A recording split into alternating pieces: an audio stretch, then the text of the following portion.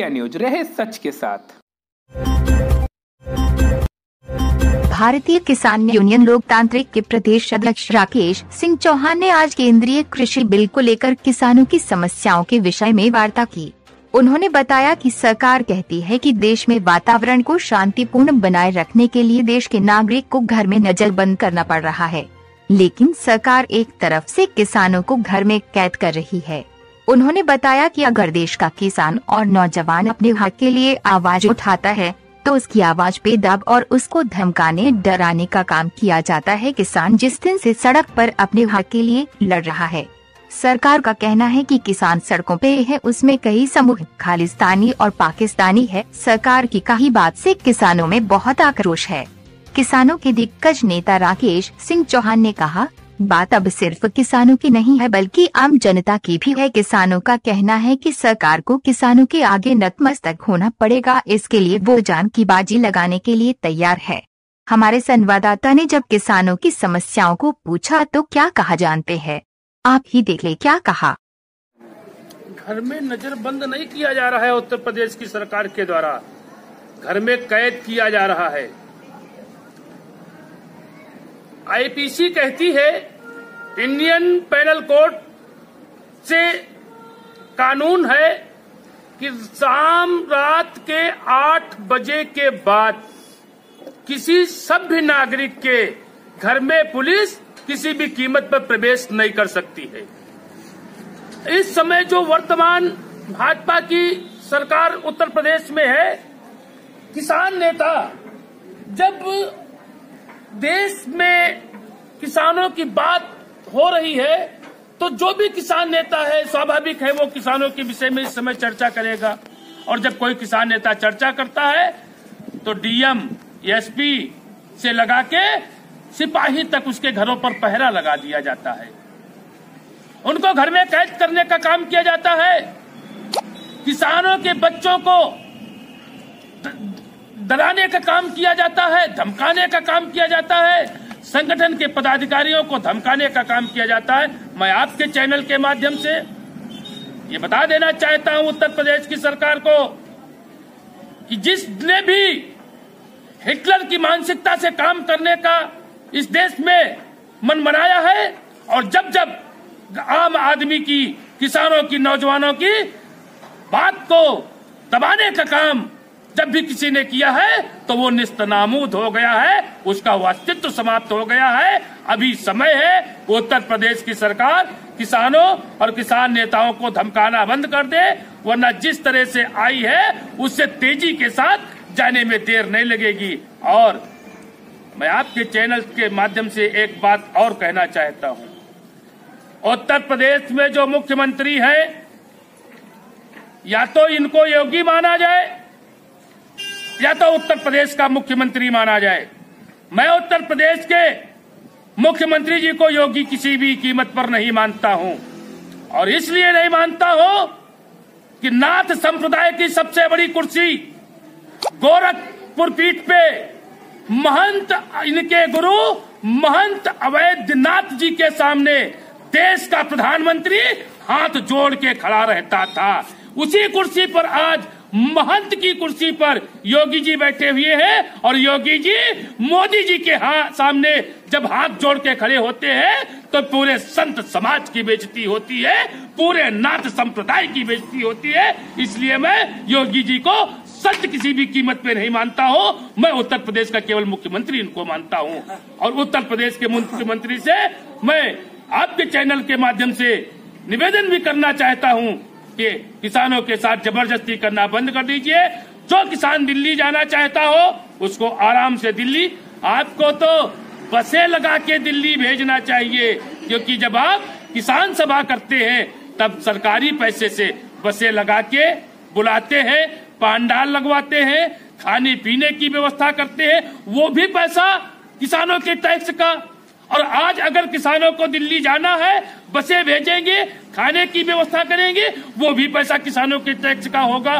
तो आपको रोकने की जगह पे इनको दिल्ली भेजना, और दिल्ली किसानों को नहीं भेजना चाहिए, आपको दिल्ली जाना चाहिए और आपको प्रधानमंत्री जी से बात करनी चाहिए। उत्तर प्रदेश के किसानों ने, नौजवानों ने, गरीबों ने आपको एक मुफ्त वोट दिया है, तो आज उत्तर प्रदेश के किसानों की पैरवी आपको प्रधानमंत्री जी से करनी चाहिए और पैरवी करके किसानों की समस्या का समाधान कराना चाहिए, न कि इनकी आवाज को दबाने का काम करना चाहिए। आवाज जितना ही दबाने का काम करेंगे ये उतनी ही बुलंद होती जाएगी और आने वाले समय में दिल्ली से बुरी स्थिति उत्तर प्रदेश की होनी जा रही है। उत्तर प्रदेश के राजधानी लखनऊ के चारों तरफ के हाईवे जाम करके उसके बाद में मुख्यमंत्री जी से वार्ता की जाएगी और तब इनसे सवाल किया जाएगा और पूछा जाएगा कि आपके द्वारा जो आपका प्रशासन है किसानों के साथ दुर्व्यवहार किस आधार पर कर रहा था और कैसे इनको नजरबंद कर रहा था, कानून के विपरीत कैसे काम कर रहा था।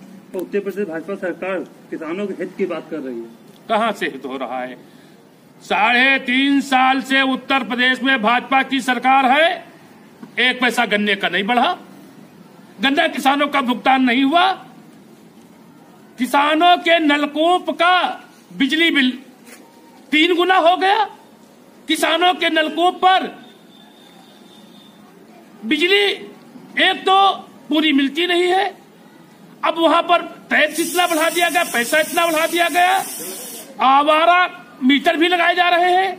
आवारा गोवंश के लिए अरबों रुपया सरकार के खजाने से निकल गया, लेकिन आज भी आवारा गोवंश पशु इसमें गौशाला में न होकर आज भी खेतों में है। नहर में पानी नहीं है, नलकूप खराब पड़े हैं, नलकूप की गूलें खराब पड़ी है, कौन सा विकास हो रहा? अभी 4 दिन पहले उत्तर प्रदेश के किसानों का 90% धान व्यापारियों को बेचना पड़ा है। किसी भी क्रय केंद्र पर किसानों का धान नहीं खरीदा गया। कहाँ विकास हो रहा? किसान विनाश हो रहा है किसानों का। भाजपा की सरकार में किसानों का विकास नहीं विनाश हो रहा है, इसलिए किसान सड़क पर है और सरकार से मांग करता है कि मुझको विनाश से बचाने का काम कीजिए, क्योंकि विकास के लिए मैंने वोट दिया है, विनाश के लिए वोट किसानों ने नहीं दिया। तो उत्तर प्रदेश सरकार बार बार कहे धान क्रय केंद्र हर ब्लॉक स्तर पर खोले जा रहे हैं, इस पे आपको क्या कहना है? अरे खोले ही तो जा रहे हैं, धान तो नहीं क्रय किया जा रहा है।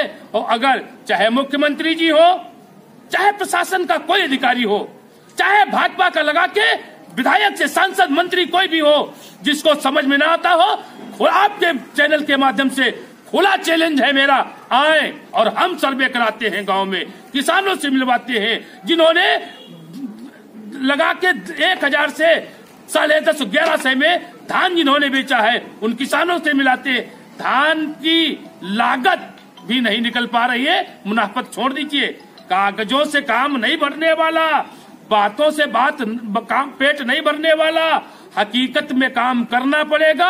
अब सभी सरकारें देखी जा चुकी हैं, सत्ता परिवर्तन किसानों ने बहुत कर लिया है, व्यवस्था परिवर्तन होना चाहिए। व्यवस्था परिवर्तन के लिए भाजपा को वोट दिया गया था, भाजपा के ऊपर विश्वास किया गया था।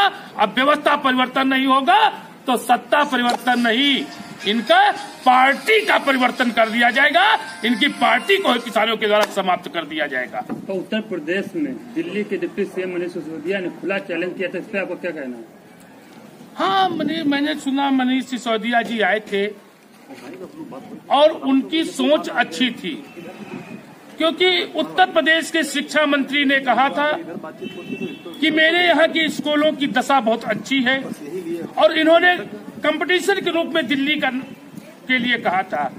मनीष सिसोदिया जी आए, वास्तव में दिल्ली में रहा 1 महीने से हूँ और वहाँ के सरकारी स्कूलों में मैंने जाके देखा, जो वहाँ के सरकारी स्कूलों की स्थिति है, यहाँ के बढ़िया वाले हमारी समझ में LPS जैसे स्कूलों में जो व्यवस्था है वो दिल्ली के सरकारी स्कूलों में व्यवस्था है।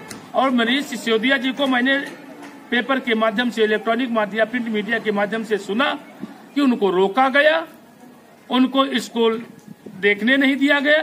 भाई ये उत्तर प्रदेश में क्या ये जागीर बन गई है भाजपा की या मोदी जी की, कि जिसको चाहेंगे उत्तर प्रदेश में आने देंगे और जिसको नहीं चाहेंगे नहीं आने देंगे? ये क्या यहाँ के जमींदार है? इनकी जमींदारी है क्या उत्तर प्रदेश भारत के नक्शे से अलग हो गया है? क्या इसको भूटान मान लिया जाए, इसको वर्मा मान लिया जाए, इसको चीन के हिस्से में डाल दिया जाए? अरे देश का नागरिक, हिंदुस्तान का नागरिक, हिंदुस्तान में बिना पासपोर्ट के कहीं पर भी आने जाने का उसका पूर्ण अधिकार है। अगर एक देश, एक संविधान, एक आधार कार्ड, तो हम देश में क्यों नहीं जा सकते हैं? या तो उत्तर प्रदेश का कानून अलग हो। ये सब मानसिकता समाप्त करो, अपनी कमी को छुपाने का प्रयास मत करो। हम हो और चाहे देश का कोई भी नागरिक हो, अगर आपकी सरकार की कमियों को उजागर करता है तो उस पर मनन कीजिए। कबीर दास जी ने कहा है, निंदक नियरे राखिए आंगन कुटी बनाए। और इसलिए कहा है कि हम जो करते हैं, हमारी गलती हमको नजर नहीं आती है, हमारी कमी दूसरे को नजर आती है। इसलिए जो हमारी बुराई कर रहा है, जो हमारा विरोध कर रहा है, उससे हमको दुश्मनी करने की आवश्यकता नहीं है। उसकी बातों पर मनन करके, विचार करके उस व्यवस्था को सुधारने की आवश्यकता है। तो व्यवस्था ठीक कीजिए, किसी को आने से मत रोका जाए यहाँ पर।